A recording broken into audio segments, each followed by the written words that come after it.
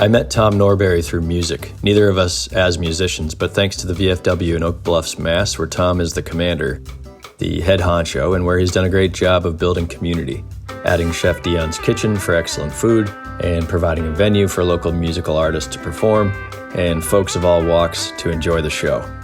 Tom's also a man of the ocean, starting out as a young guy fishing off the docks in Oak Bluffs with his granddad, commercial fishing after high school, eventually into the Navy, where he spent decades in the submarine service, and now as a charter fisherman out of the same harbor in which he found his love for the water as a kid.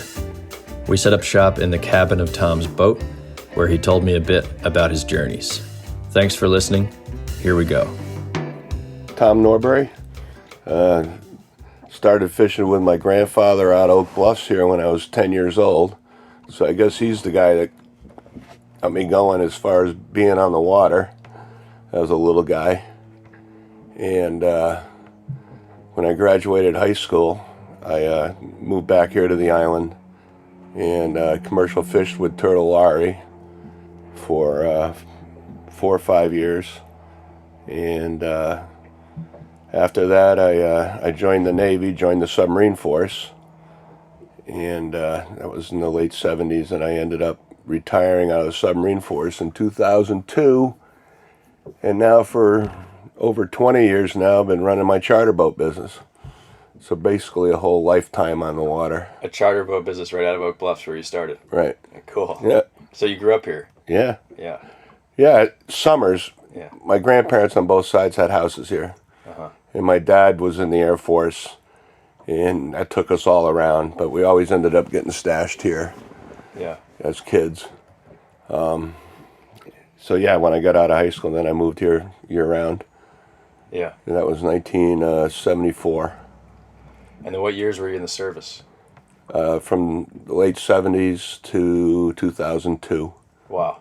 I was in the submarine force. I was a navigator on submarines. All around the world? Yeah, yeah. Wow. So it started with my grandfather. He said he kept his boat over where the Coupe de Ville is now. There were no bars back then. It was just Nancy's Snack Bar. And I'd sit down there and wait for him. We lived in the campgrounds, and I'd sit there and wait for him to take me out on the boat. And pretty much spent the whole day down there catching eels in the harbor or whatever. Hence the smoking eel charter thing came. Smoking eel, name your boat. That's where it came from. Yeah. Yeah. Was These two little Portuguese guys used to come by. It was my first business endeavor. I was 10. And I'd get some squid and I'd catch eels, and these two old Portuguese guys would come down pretty much every day, and then they'd yell out, "Hey, Blondie, you got smoking eel?" Because they put those eels in the smoker. They like to eat them. And I sold them to them for a quarter a piece or whatever it was. And then go to Nancy's and get French fries. So that was my first business dealing. That's great. So yeah. Was your grandfather a fisherman? Yeah, well, kind of, yeah, he did. Out front here, we just, striped bass, bluefish. He'd take me out front flounder fishing and that type of stuff. Yeah, yeah. So you're always drawn to the ocean and still. Yeah, since then. And then, like I said, and then all through, when I got out of high school, I actually, when I was in high school, I started working at Laurie's Fish Market. I was, I think, in 11th grade. Filleting fish. I worked in the fish market, and I filleted fish all day for my junior and senior year. And then when I graduated high school, I moved down here, and Turtle Lowry took me sword fishing, and that was it. Once I got into that, I loved it. And I commercial fished year-round with him, dragging in the winter, and George's Bank in the summer. I'll tell you my first trip on the Swordfish boat, I was 18, and there's some tough guys on that boat. You learn fast, and I was scared shitless as an 18-year-old kid. A lot of old-time Eggertown legends were on that boat. Tommy Lowry, Peter Jackson, Wayne Jackson, Jamie Gasper. That was the crew in Turtle, and. For the first probably 4 or 5 months, I just got yelled at every day, and you learn quick. We went out sword fishing, and they they stuck me in the top hoop, which is 60 feet in the air. We had a spotter plane, and I was at the top of the mast, and there was two guys underneath me. One guy drove the boat, and another guy was spotting off the left, and I had the way top part. And I inherited my dad's. My dad was a fighter pilot, and I inherited his eyesight, which was like what do they say, 215, whatever that is 220 or 2020. I'm sorry, 2020. I had 2015, which is better than 2020. Nice. And I could see a lot of fish and then we didn't have to pay the spotter plane if we spotted them from the boat. Yeah. And so yeah, Turtle kept me on. I think just for that, I made him money. Anyway, so back then we had dories on the back of the boat. We were harpooning so many fish that we'd put skiffs out. Which here we are now on a George's Bank. I'm 18 years old, and Turtle's yelling at me, "Get in that skiff and go out and get those." You put out harpoon. Every time you harpoon a fish, you put a high flyer out, and you go to the next one. The plane's working, so now you got buoys out, with a swordfish attached to them. And we took a little dory. A little 16-foot dory or a skiff with a 15-horse Evinrude on it and 3 gallons of gas, threw it over the side of the main boat, and he said, "Go get those fish and I'll come back and get you." So I'm like, okay. They're as big as and here I am out in George's Bank, 150 miles offshore in a little skiff, and we fished these fog lines back then. We didn't have all the equipment that we have now. So wherever there's a fog line, that was the break in the water. And all of a sudden he went through the fog line and gone. I'm like, now I'm screwed. Yeah. I know I'm dead now. So he's never going to find me. Obviously he did. But so I went out there, got the 4 fish that I was supposed to get, and I got them tied off to the side of the boat. Next thing you know, the sharks show up. Now I got to beat the sharks off with an oar till he gets back, and so they won't eat the swordfish, because if they ate one, then you lose money. Yeah. So I'm sitting there beating the sharks. He finally came back and got me. And that was my first trip. Wow. And I did that, I think, for 4 years. Yeah. Year round. And then in the fall we went long lining, and then after that we put on the nets and we went dragging all winter. Yeah. Yeah. So I think this is fascinating culture that folks don't know a lot about. How would you describe it as a community or collectively, the folks that do commercial fishing, or I guess, and anybody else who makes their living from the ocean? Back then, there were a lot of people doing it. Yeah. I mean, that's, the island was built on that. I mean, but, there was a lot of people commercial fishing. We fished out of Eggertown. There were 3 or 4 or 5 boats there. Menemsha had the Larsons and the Mayhews and a couple other guys. There were probably, I would assume, 8 or 9 swordfish boats up there. And then at Oak Bluffs here, there was a few draggers. Mm-hmm. And on top of that, guys would come out of New Bedford and spend the night here that were commercial fishing, and also out of Point Judith. And, they stop here for the night and then the next day go, or when the weather was good. So Memorial Wharf back then, at times, might have had 8 or 9 75, 80-foot commercial fishing boats tied to it. Yeah. On both sides of it. Yeah. Yeah. And it fizzled. So, and if you see it now, it's all, that's gone away. Yeah. And Menemsha's got the only commercial boats, I think, now. Yeah. There's a couple of conch boats here in Oak Bluffs, but it fizzled. Why? What's that? It fizzled. Why? I think over the years, the fishing diminished. A lot of government regulations. There was a point in time, I guess, you couldn't make any money at it anymore. Yeah. So yeah.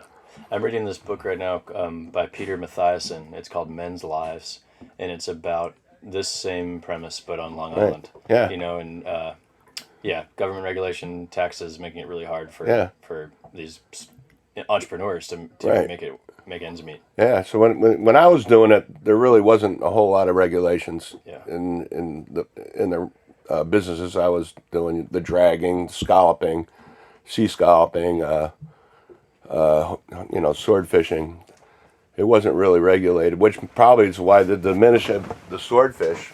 You mentioned you were working with these tough guys and going out every day. Oh, yeah. Like, what was it like? What was a day look like? I mean, the whole day. Once we got the swords back on the boat, I mean, it was 24 hours. It was a lot of work. So, and yeah, it's a young man's job. You got the fish back on the boat.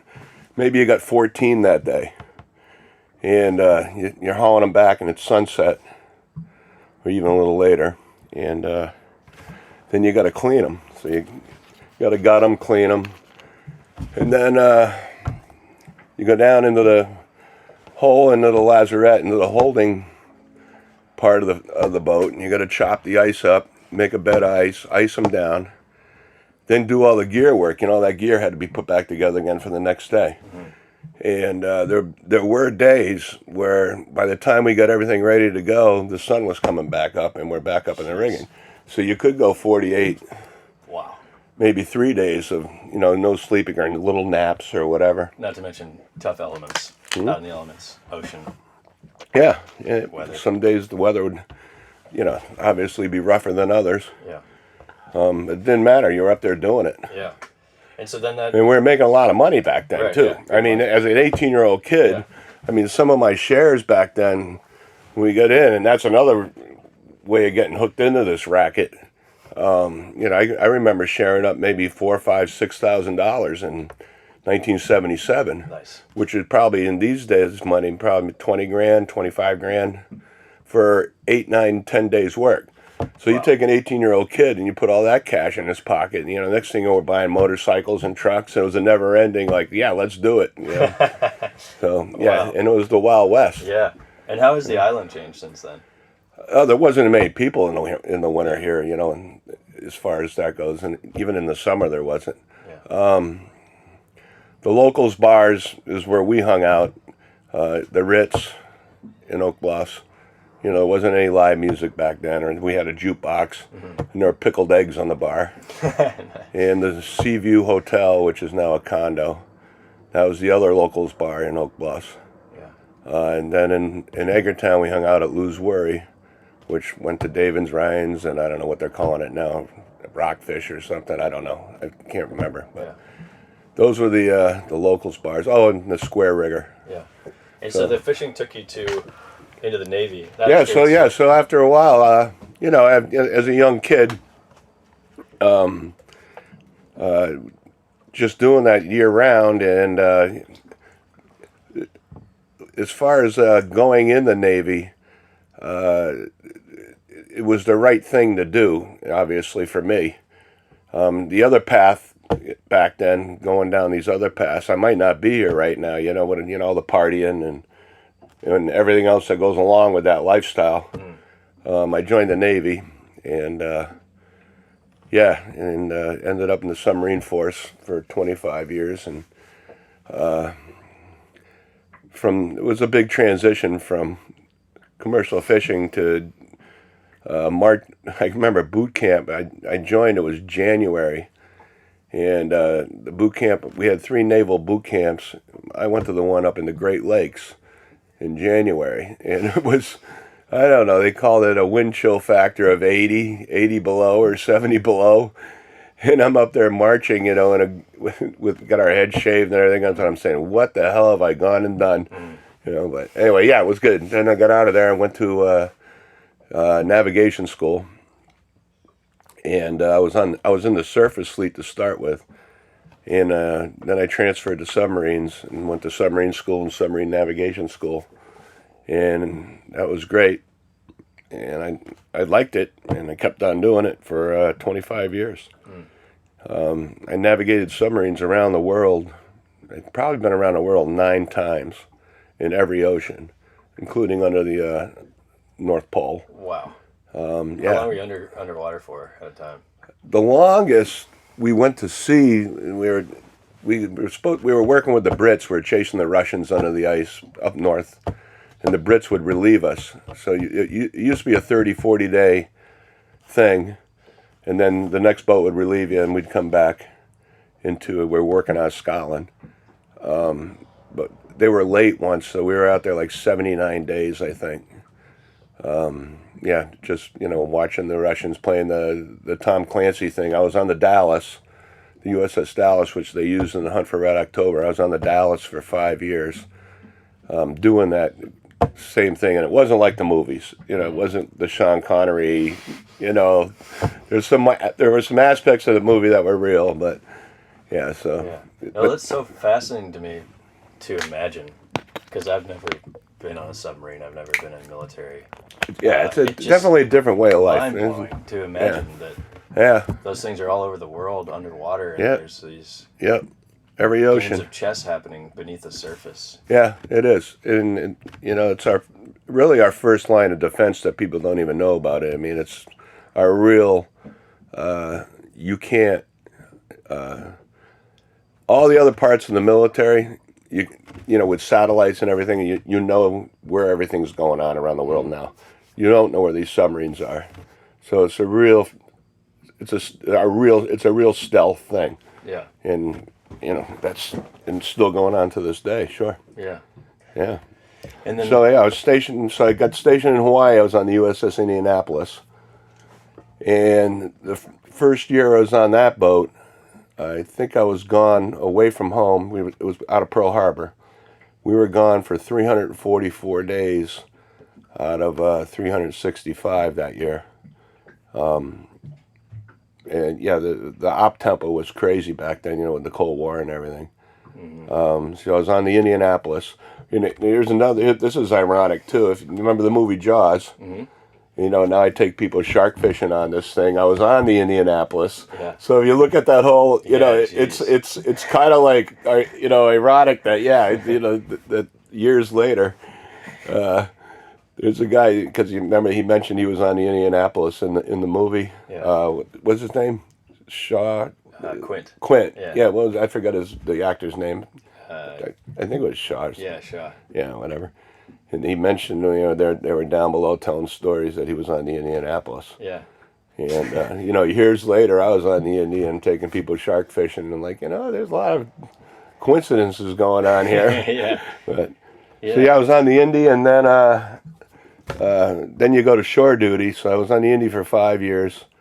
I went to shore duty in Groton, Connecticut, to teach submarine navigation, and I did that in a simulator for shore duty. We were able to stay home for 3 years, and when I got out of sub school teaching navigation in Groton, I ended up on the Dallas for 5 years.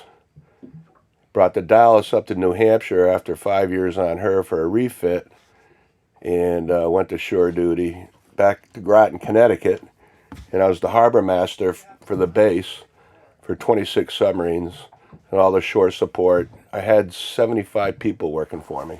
Wow. And all the patrol boats, the dry docks, weapons loads. It was a heavy duty job. I did that for 3 years, and then I was on to Pittsburgh. I took the Pittsburgh through the Panama Canal off the coast of Colombia, and we were doing drug ops on her, chasing the smugglers out of with the DEA and the Coast Guard out of Colombia. Did that on her. Came back through the canal. What did I do after that? I can't remember now. It's hard putting all this back together again. It's been so long ago. That's amazing. In my last boat, I was on the Santa Fe out of Hawaii, and we did tours of the Persian Gulf on her. Yeah. During all the Persian Gulf crap. Sure. And then after that, I retired, and I moved back here in '02. Yeah. And here we are. Here we are. Bought a charter boat, and the only reason I don't like this boat is it only submerges once. Yeah. So I bought the charter boat, and now I'm back taking people fishing. It's like life went in a full cycle. Yeah. From that's where it started as a kid on my grandfather's boat, and here I am back again doing it. I love it. So that's why I do it. Yeah. What do you like about it? You know what I like? The best part I love is in this business is the kids. You got the kids on board here, and some have never even caught a fish before. Those are my favorite trips, and it's just I like the people, and am out on the water. Sure. Yeah, and you said the Navy was obviously the right choice for you. Is that because it straightened you out?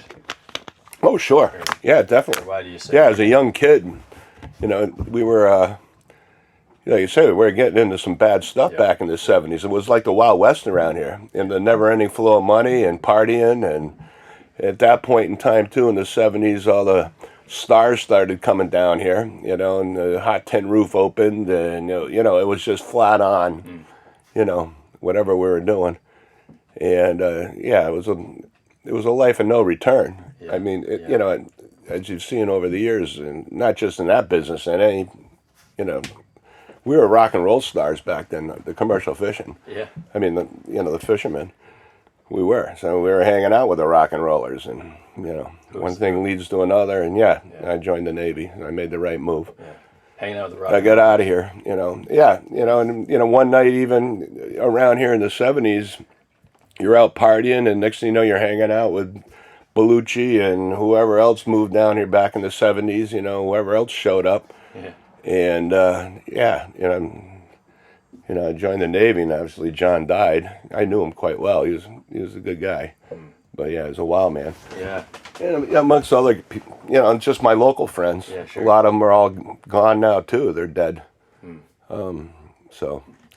And, and even staying as a commercial fisherman, even if I lasted through that whole thing and decided to make that a career, I had probably been sitting here all beat up or not be sitting here at all either. Sure. Yeah. Yeah. I mean, it was a rough business. Yeah.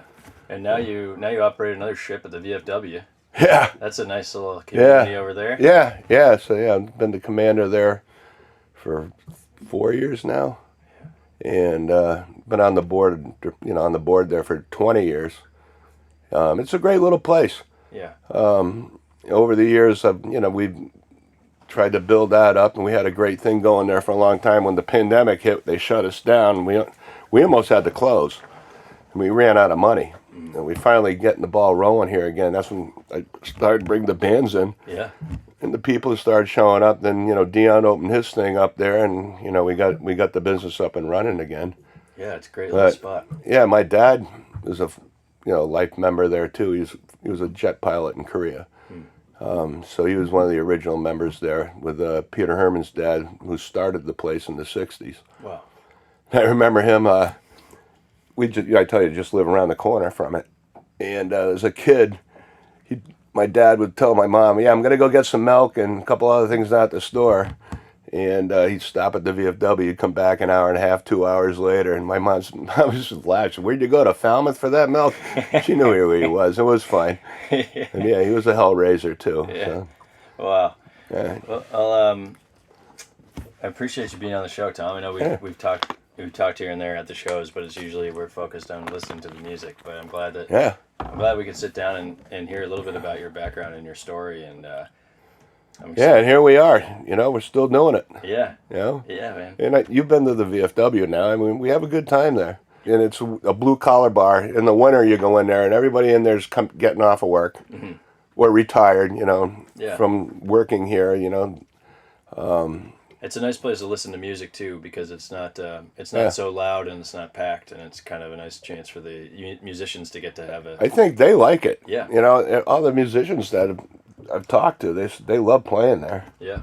So we're going to try and do some more this fall as well, and get right now we're doing Mondays and Sundays with the live stuff. I'm going to try and get a couple more days going. Yeah, cool. Yeah, Groover wants to bring Barbahoy. They have a 3-piece band, I think, that they play with. They want to try and do a Thursday night. Nice thing. So we'll see what happens. Just baby steps. We take it and see where it goes. Yeah. Yeah. Well, it's going well so far. It seems like.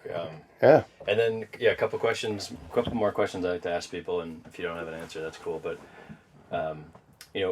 what has surprised you lately, and what are you looking forward to? What has surprised me lately? Yeah. If you don't have one, that's fine. Maybe I don't think I'm surprised about it, but the way this island has grown here in the summer, I think we're about ready to explode here. Mm-hmm. If you noticed this past August, I've watched it over the years build to this. I remember telling people, I'm on Martha's Vineyard, in the summer in the '60s, kids, nobody even knew where this place was. Yeah. Yeah. And now it's, you see black dog shirts in Norway. Right. And then it's just the way it's grown. Yeah. And that's a double-edged sword. Yeah, I know. With the population growth comes the homes and the building thing. I mean, back in the old days, I tell you, it was commercial fishing. We had our plumbers and our electricians, but everybody had second jobs. And now everything now I think is based on all the residential houses that are going on here. If you look at all the sheetrock trucks and plumbers and electricians, and if you drive down Circuit Avenue and they're all expensive trucks. Yeah. So that's a great thing as far as the economy. Mm-hmm.